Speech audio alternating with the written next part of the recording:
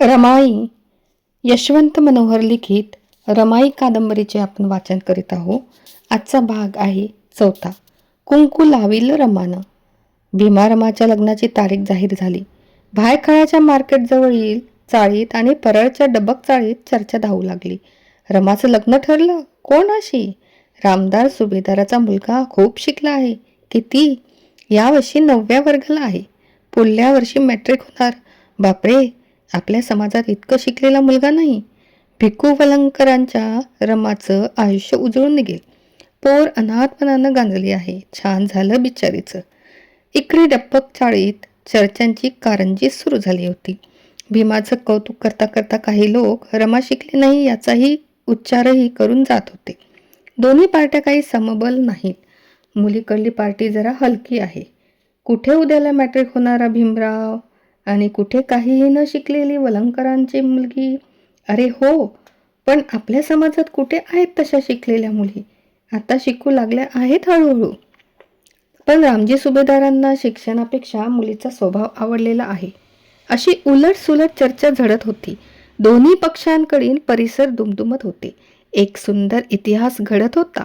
अस्पृश्य समाजातील एका सुशिक्षित मुलाचं लग्न होऊ घातलं होतं. लोक खुशीत होते, कसून चर्चा करीत होते. एवढे खरं की घडत होती ती गोष्ट अपूर्वच होती. समाज कूस बदलू पाहत होता. समाजामधला इतका शिकलेला मुलगा प्रथमच वर होत होता. पहिल्यांदाच असा मुलगा लग्नाच्या बोवल्यावर चढत होता.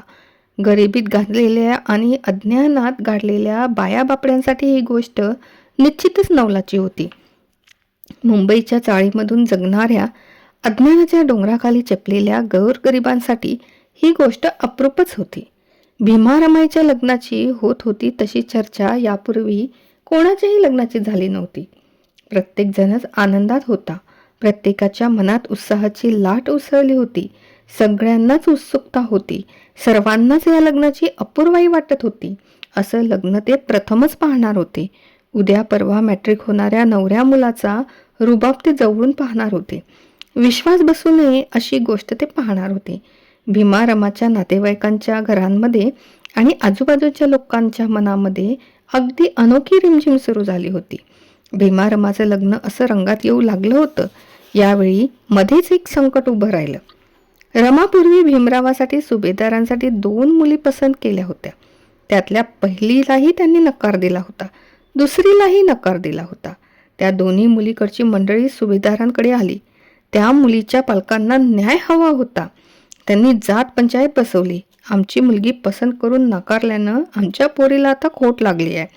आता तिला कोण मागणार? आमच्या पोरीत काय वाईट होतं? या पोरीत काही दोष आहे असं लोक म्हणतील. सुभेदारांनी असं का केलं? जात पंचायतीनं योग्य निकाल द्यावा, नाहीतर आम्ही होऊ घातलेलं लग्न होऊ देणार नाही.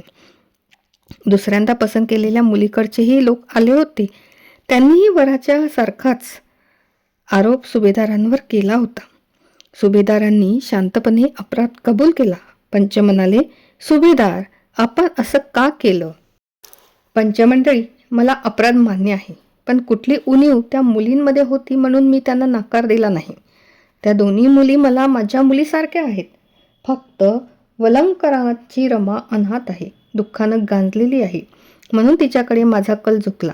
खात्यापित्या घरात एखादं गांजलेलं लेकरू आणलं तर ते दुवा देतं. तीही एक प्रकारची समाजसेवा असते. रमाला तिच्या अनाथपणानं खूप गोष्टी शिकवल्या. ती स्वभावानं त्यागी आणि करून झालेली आहे. मी रमाला पसंत केलं त्याचं हे कारण आहे. आपण मला क्षमा करा. आपल्या मुलींच्या लग्नासाठी त्यांना माझ्या मुली समजून मी मदत करीन. पंच जो दंड सांगतील तो मी भरीन. पण माझ्या हेतूविषयी आपण गैरसमज करून घेऊ नये, हीच माझी विनंती आपणास आहे. तिथे जमलेल्या मंडळींनाच आव्हान करण्यात आले. त्याप्रमाणे त्या मुलींच्या लग्नाचं पक्क झालं. सर्वत्र आनंद झाला. सुभेदारांनी दंड भरला. सुभेदार दोषमुक्त झाले. ठरलेल्या तारखेकडे भीमारमाचं लग्न सरकू लागलं. वातावरण आता सर्व दृष्टीनं निरभ्र झालं होतं. लग्नाचा मोसम जवळ सरकू लागला होता. लग्नाचा दिवस येऊन ठेपला. लग्नाचं स्थळ होतं भायखळ्याची बाजार ओढ. रमा नवरी झाली होती. भीमराव वर झाला होता. नवरी 9 वर्षाची होती. नवरा मुलगा 17 वर्षाचा होता. दोन्हीकडील वराडी मंडळी बाजारात आली. बाजार ओळीतील छपराच्या एका बाजूला वराकडील मंडळी जमली होती, तर छपराच्या दुसऱ्या बाजूला वधूकडील मंडळी जमली होती. विक्रीसाठी माल ठेवायच्या बाजारातल्या चबुतऱ्यावर वरवधू बसले होते. चबुतऱ्याखालून वाहणाऱ्या गटारातील घाण पाणीही लाजलं होतं, तरी भोवतीच्या घाणीची दुर्गंधी सुटली होतीच. भीमरावाचं लग्न होत होतं, घाई करायची होती. बाजार भरण्यापूर्वी सर्व उरकायचं होतं. सर्वजण नवऱ्या मुलाकडे मोठ्या कौतुकाने पाहत होतं. असा सुशिक्षित वर पाहण्याची ही त्यांची पहिलीच वेळ होती. रमाच्या मैत्रिणीमध्ये हसणं खिदळणं सुरू होतं. वराकडील तरुण पोराचं हसणं खिदळणं सुरू होतं. भीमा रमाचं लग्न लागलं. वडील मंडळींनी वधूवरांना आशीर्वाद दिले. भीमा रमा चबुतऱ्यावर बसून होते. भोवती आनंदाला उधाण आलं होतं. अनोखा उत्सव भायखळ्याच्या बाजारात मांडला गेला होता. या एवढ्या आनंदाच्या सोहळ्यातही भीमाचं मन मात्र एका वेगळ्याच गोष्टीसाठी उदासलं होतं. त्याच्या मनात आईच्या आठवणीनं पिंगा घातला होता. रमा पोरकी होती, पण भीमरावही आईशिवाय पोरकाच होता. तो 5 वर्षाचा होता तेव्हाच त्याची आई गेली होती. भीमाबाई हे त्याच्या आईचं नाव. त्याची आई जाऊन आता कमी अधिक 12 वर्ष लोटले होती. खूप मोठा काळ पाणी वाहून जावा तसा वाहून गेला होता. 12 वर्षाचा लोखंडी पडदा दूर सरून त्याचं मन आईजवळ गेलं होतं. त्याला या आनंदाच्या क्षणी काहीसं अपराधासारखंही वाटलं होतं. एक खंत त्याचं काळीज नेहमीच कुरतडत असे. त्याचा जन्म झाला तेव्हा ज्योतिषानं सांगितलं होतं की हे मूल अशुभ नक्षत्रावर जन्माला आलेलं आहे. ते आईच्या मुळावर येणार. याच्यामुळे याची आई मरेल म्हणून यालाच त्याच्या लहानपणी सर्वजण हेडीसफेडीस करीत असत. आईच्या मुळावर येणारा हा मुलगा मरावा असं लोकांना वाटे. अनेक मूल मरतात, पण हा कसा मरत नाही? अनेक रोग येतात साथीचे, त्यात लोक मरतात, याला मात्र काही होत नाही. आईला मारायला जन्मलेला मुलगा म्हणून भीमराव हा अनेकांच्या द्वेषाचा विषय होता. पुढे तो 5 वर्षाचा असताना त्याची आई मरण पावली. भीमराव पोरका झाला. तो आता 17 वर्षाचा झाला होता. लहानपणाच्या त्या भाकड गोष्टीवर आता त्याचा विश्वास उरला नव्हता, पण तरी त्याचं मन आईच्या आठवणीनं गदगदून आलं. भीमरावाला वाटलं, आज आपली आई असती तर मी इतकं शिकलो हे पाहून तिला केवढा आनंद झाला असता. आपल्या भीमाचं लग्न होत आहे या घटनेनंही सुनेचं केवढं कौतुक केलं असतं तिनं. माणसाच्या जीवनातील सुखाच्या क्षणी तरी आई असावीच. आई, तुझा भीमराव तुझी आठवण करतो आहे आई. आई, माझं लग्न आहे आई. तू असायला हवी होतीस आई. भीमरावाचं पोरकं मन असं आक्रोश करीत होतं. आनंदाच्या क्षणीही ते व्याकुळ झालं होतं. काही दुःख हक्कानं सुखाच्या ऐन बहारात आपल्या मनात उभी येऊन राहतात. मुकी असतात, ती स्वतःमुखी असतात आणि माणसाला आक्रंदन करावं लागतं. तसं यावेळी भीमरावाचं झालं. गळा गदगदला होता. पापण्याचे काठ ओले झाले होते त्याच्या. बाजारातील चबुतऱ्याच्या बोहल्यावर भीमासोबत बसलेल्या रमाच्या मनातही दुःखाचे असेच कड दाटून येत होते. तिच्या अवतीभोवतीच्या कोण्याही मुलींच्या वाट्याला आला नाही असा नवरा तिच्या वाट्याला आला होता. हे सर्वच तिला अनपेक्षित होतं. या सुखानं ती भांबावून गेली होती, पण आई वडिलांच्या मृत्यूनं तिची अवस्था उन्मळलेल्या झाडासारखी झाली होती. तिच्या काळजाचं संगीतच मुक्क झालं होतं. वाऱ्यानं आग भडकावी तसं आईबापाच्या आठवणीनं तिचं मन भडकलं होतं. घरटं अस्ताव्यस्त झालेल्या पाखरासारखं तिचं मन चित्कारत होतं. जखमी मोरानं फुलवलेल्या पिसारा असावा तसं हे तिचं नवरीचं सजवलेलं रूप होतं. आठवणींच्या लाटा तिला काठावर आणीत होत्या, परत परत आत नेत होत्या. आज माझी आई असायला हवी होती. आज माझे बाबा असायला हवे होते. माझ्या आईबापांना आज केवढा आनंद वाटला असता. आपल्या पोरीच्या वाट्याला आलेल्या या सुखानं त्यांना गगनठेंगणं झालं असतं. सर्वात जास्त शिकलेला जावई आपल्याला लाभला याची त्यांना केवढी खुशी झाली असती. हे सुख भोगायला माझे आई बाबा आज हवे होते. तिच्या मनात भावनांनी असा कल्लोळ मांडला होता. आठवणींनी असा खेळ मांडला होता. तिचं पोरकं मन लग्नाच्या चबुतऱ्यावर बसून आईबाबांसाठी असं व्याकुळ हंबरत होतं. ती क्षणात वर्तमानात फेकली जात होती आणि क्षणात भूतकाळात लोटली जात होती. या एका नव्या वळणावर ती उभी होती. आईबाबांच्या मृत्यूनं तिला पोरकेपण आलं होतं आणि आनंदाच्या क्षणी ते पोरकेपण अधिकच उत्कट झालं होतं. एक झोका तिला अंधारात नेत होता, दुसरा प्रकाशात आणत होता. अशाच मनस्थितीत तिनं भीमाच्या गळ्यात हार घातला होता. ती भीमाची पत्नी झाली होती. भीमाच्या नावाचं कुंकू लाविलं रमानं. रमा विवाहित झाली होती. आणखी एका नव्या वळणावर तिनं आपलं पाऊल ठेवलं होतं. ती भीमाची पत्नी झाली होती. पण या घटनेचा संपूर्ण अर्थ त्यावेळी तिलाही सांगता आला नसता. कोणालाही तो अर्थ सांगता आला नसता. तिच्या आयुष्यात पुढं जे घडलं त्याचं भविष्य त्यावेळी कोणालाच सांगता आलं नसतं. तिचं लग्न झालं होतं, पण या घटनेचा फार थोडा भाग उजेडात होता. बाकी फार मोठा भाग तर भवितव्याच्या अंधारातच दडलेला होता.